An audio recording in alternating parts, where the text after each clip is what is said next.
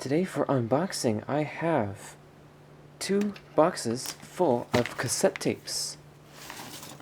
And they come to me from... Me, Ben. Yep. I can't seem to adjust the tripod to show the computer right now for some reason, but yeah. I've got Ben on call on Discord, and I'll go ahead and open up these 2 boxes. I'll start with the big one, which I believe has only full-sized cassettes, aka compact cassettes. That would be the correct. Okay.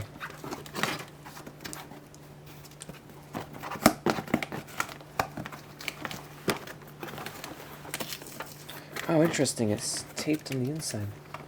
Yeah, I'm opening this from the bottom so as not to risk exposing anybody's address in the video.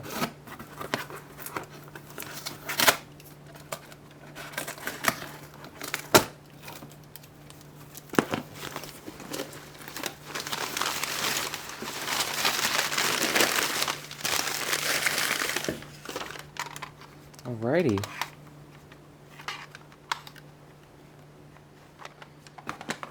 Basically, the story behind why I got these is because ever since I first started using cassette tapes in probably 2020 or so, I thought it was pretty easy and cool to record music that I found online or on other, like CDs or other things, onto cassettes. But I only had a handful of cassette tapes with which to record, and for some reason I never went out and bought any more. But now I certainly don't have to buy any more new ones because of all these older ones that I have, thanks to Ben now. This one, that's an unusual type of case. I'm not sure if it would have come in that or not.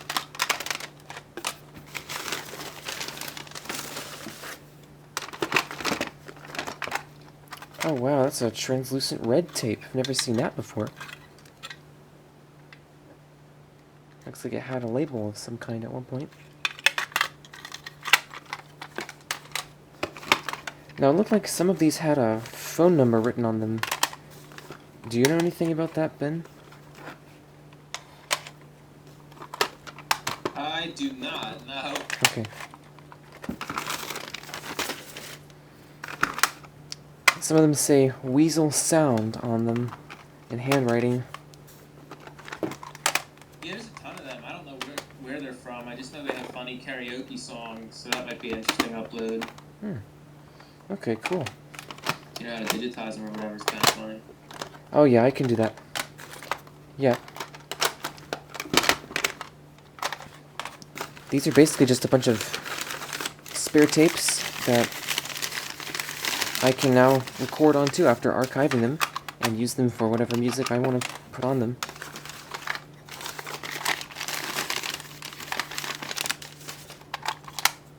Yeah, I don't know how much you want me to spoil about like the stuff that's on. I mean, it's nothing important, but I can talk about it a little bit if you want me to. Sure, why not? I'm still unpacking them. Yeah, those two are just mixtapes made by myself and other random various people, and then the Weasel Sound tapes are from some kind of like, I guess not recording company per se, but some sort of karaoke thing. I really can tell they're like very custom, but they actually have recordings of people doing karaoke on them. Some of the tapes do anyways. Wow. Which is weird, yeah, which is weird. A lot of them are type 2 tapes, as you can, when you unpack them, you'll see some of them have the double notches on the end of the tape opposite to where the ribbon is exposed, which indicates they're a type 2 tape. Oh. So I don't know why they chose to use type 2 for something as unimportant as karaoke, dare I say, but Yeah. yeah, they did. Very interesting choice. That is really interesting. This one's type 1.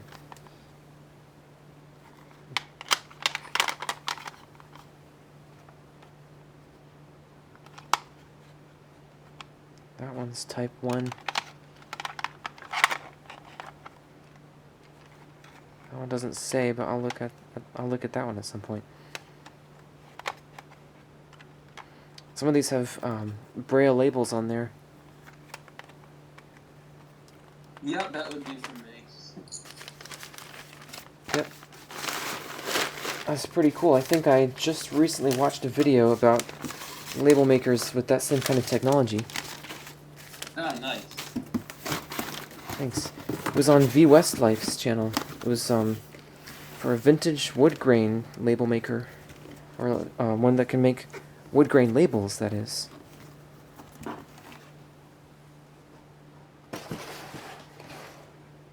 He didn't have any Braille label wheels for that one, but he did have one that could make labels in script, which I thought was pretty interesting. No way, I have to check that video out. I don't think I've seen that one. Yeah, cool.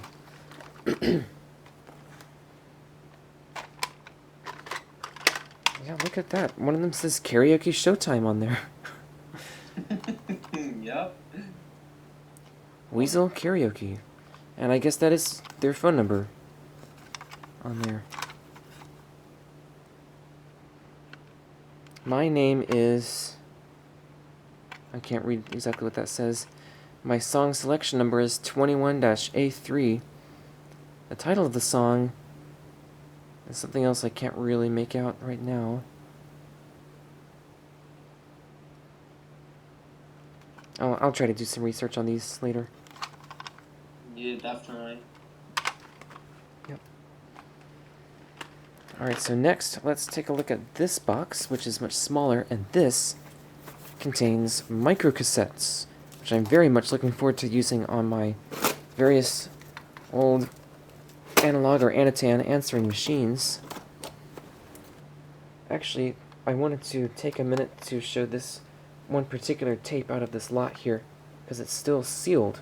It's a Sony High Fidelity Type 1 90 minutes. So I guess a C90, although it doesn't say that.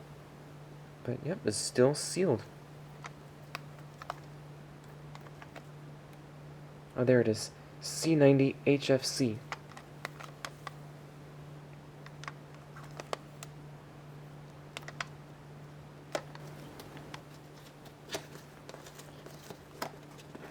And Ben, I think you said there was something else in here, right?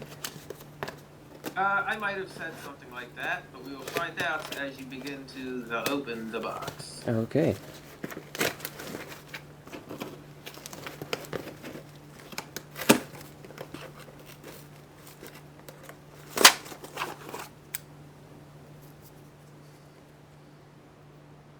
Somehow these got all sticky. That's weird. Scissors. What's I that? guess the scissors got sticky. I guess from tape at some point. All right. 2 new in the box Recoton phone microcassettes, and they are MC60s. Copyright 1989. What's that? It's a box from your box. 2 microcassettes. Yep. That's pretty cool. I'm gonna definitely have to save this box. Yeah, it's a neat one. Yeah. And this is a Scotch.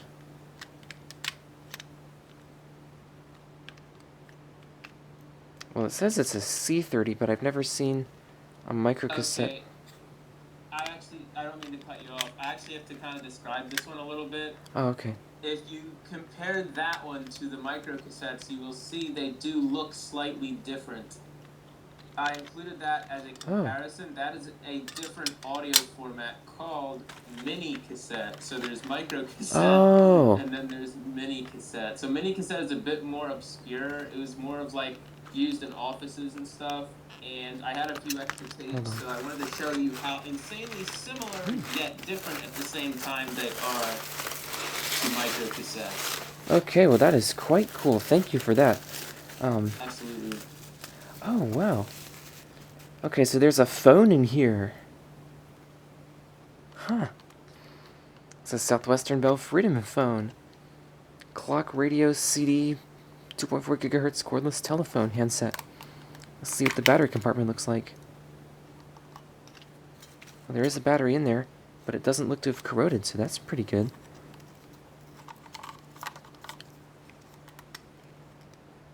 Wow, that's really interesting. Thanks for this, Ben. Yeah, definitely. Never seen anything like this. And it even has a headset jack. Actually, I have seen something kind of like this from a brand called Kobe, but I didn't buy it. I just saw it online. I think I saw one in a thrift store by Radio Shack. It had like the LCD on the front and the handset rested on top. Yeah. That's about it though.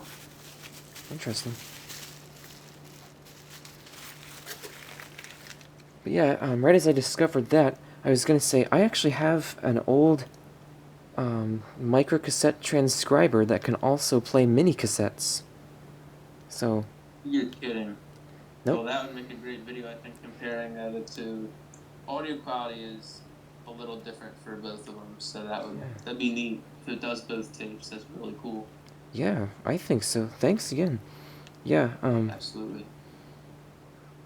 yeah, I'm definitely gonna have to check this out. I know that thing works for the microcassettes at least. And we have another cordless phone piece of equipment here. This is a battery.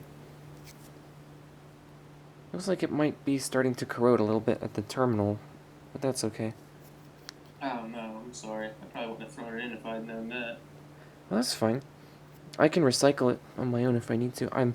I think the corrosion is like just starting at the top, so I might be able to use it in a testing video still.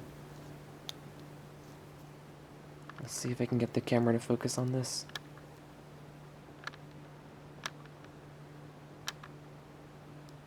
And this cordless phone battery came from an AT&T. What kind of handset was that? I want to say 2.4 gigahertz handset of some type. It does look like an AT&T plug, yeah. Alright, so the camera can't really focus on it. Unless maybe if I put it all the way down on the floor here. Nope. Okay. It says BY0624 at the bottom right, so that could potentially be a date code, I guess. I don't know.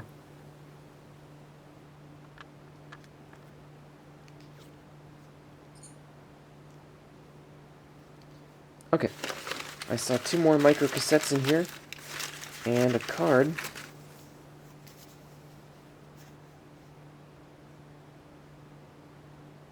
Oh, looks like a floppy disk warranty card. I think I threw that in as, I guess, additional packing material. I don't know why that's in there. Oh, okay.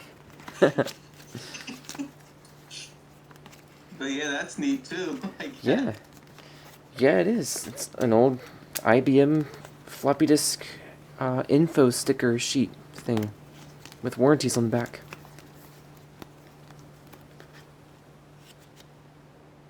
What if there's a year on that when they like expire or something, or how long they're good for? Yeah. I don't see one, but at the bottom it does say the AT&T and Globe Design trademarks and trade dress are owned by AT&T.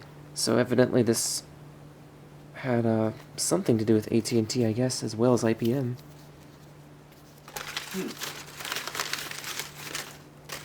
Maybe that's why I threw it in.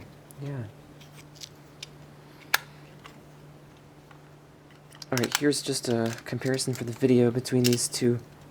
There's the Sony microcassette and the Scotch minicassette. They're the same height, but they have different corners, and they're the same thickness, just about. The microcassette might be a tiny, tiny bit thicker. And then the minicassette is a little longer.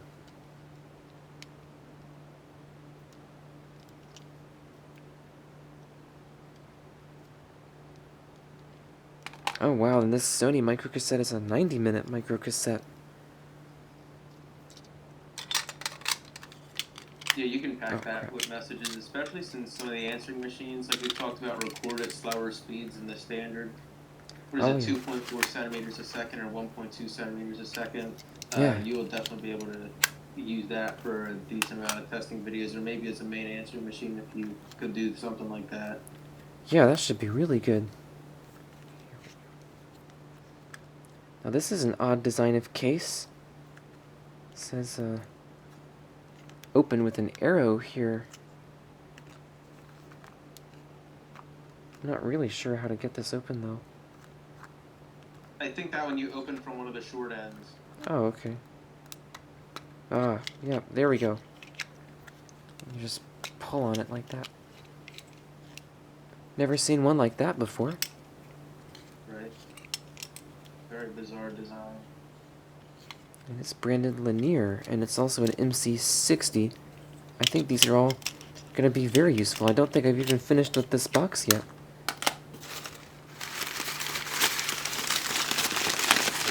Okay, that's just some extra packing paper. Alright.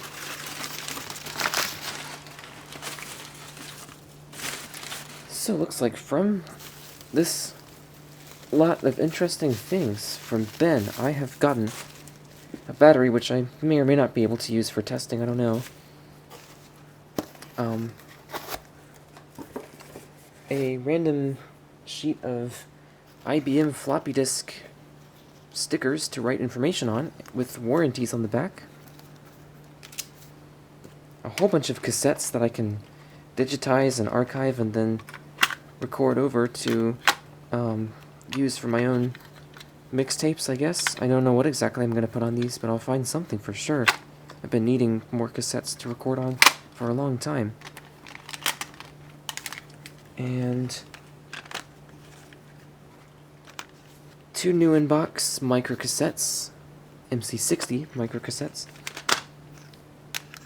2 what look to be unused, but they're not sealed microcassettes, one of which is an MC60 and the other of which is an MC90. And then this mini cassette C30. And last but not least, this Southwestern Bell Freedom phone, CD clock radio cordless phone handset. I don't know if I'll ever find the base for this, but it would be interesting. Certainly, if I happen to find the base for this at like a thrift store or something, I will definitely be getting it to see how this works.